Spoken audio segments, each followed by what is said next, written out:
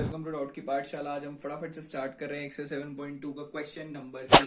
Question number 3 के अंदर हम देखते हैं हमें क्वेश्चन में क्या कहा गया है, क्या गिवन है और क्या प्रूव करना है। कह रहे triangle ABC is an isosceles triangle in which altitudes BE and CF are drawn to equal sides AC and AB respectively. Show that these altitudes are equal. यानी आपको क्वेश्चन के अंदर बोला गया है कि ट्राइंगल एबीसी जो है, ट्राइंगल एबीसी एक आइसोसेलेस ट्राइंगल है जिसकी दो साइड्स इक्वल हैं। कौन सी? ए बी और ए सी बराबर हैं। आपको कह रहे हैं BE and C F are perpendiculars in which altitudes B and C F are drawn to equal sides A C and A B. अच्छा, हमें ये बोल रहा है बीई और सी एफ जो है वो यार परपेंडिकुलर्स बोल लूं या भी फॉर टाइमिंग में इनको एल्टीट्यूड्स बोल लूं, ये ड्रॉ करे गए हैं। और हमें क्या प्रूव करना है? To sides A C and A B respectively we need to prove that जो हमने ये एल्टीट्यूड ड्रॉ करे हैं बीई और सी एफ, ये दोनों इक्वल होंगे।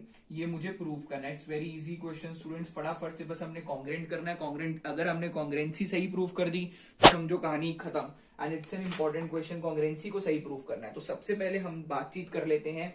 आपको यहाँ पे ट्राइंगल ए बी ई नजर आ रहा है, ए बी ई नजर आ रहा है ट्राइंगल ए बी ई, और साथ ही साथ आपको ट्राइंगल ए सी एफ नजर आ रहा है। तो इन दो ट्राइंगल्स को कॉन्ग्रेंट करने के लिए सबसे पहली बात चीज जो मैं बोल सकता हूं दैट इज, अगर मैं यहाँ पे थोड़ा एंगल्स को ना नंबर बांटते हैं, एंगल्स को नंबर बांटते हैं जो 90 डिग्री वाले एंगल्स हैं, तो मैंने बोला ए बी ई के अंदर ये एंगल 1 और ए सी एफ के अंदर ये एंगल 2। मैंने बोला ए सी एफ के अंदर एंगल 2 और ए बी ई के अंदर एंगल 1 बराबर होंगे। तो एंगल 1 इक्वल टू एंगल 2 क्यों बराबर होंगे? Each 90 degree. सेकेंड चीज देखी जाए तो हम बोल सकते हैं दोनों के अंदर एंगल ए आता है, एंगल ए कॉमन। थर्ड चीज देखी जाए जो हमें क्वेश्चन के अंदर गिवन है कि ए बी जो है वो ए सी के बराबर है, ये क्वेश्चन के अंदर ही गिवन है, मैं नहीं कहता, ये क्वेश्चन खुद ही जानता है। तो सबसे पहले हमें ऐसी तीन चीजें मिली तो हम बोल सकते हैं triangle A B E is congruent to triangle A C F by angle side congruency rule. और आप जैसे ही देखते हो ट्राइंगल कॉन्ग्रेंट हो गया है, तो ट्राइंगल कॉन्ग्रेंट होने के बाद हम क्या कह सकते हैं?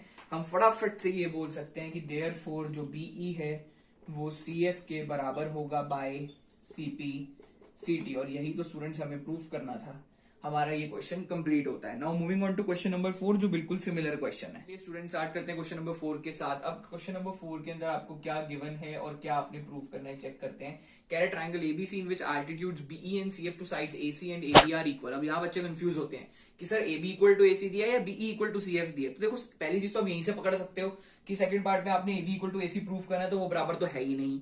फिर भी अगर मैं सोचूं तो हमें बोला triangle ABC in which altitudes BE and CF to sides AC and AB, जहां पे एल्टीट्यूड्स बीई और सीएफ एसी और एबी साइड्स पर हैं एंड वो इक्वल हैं।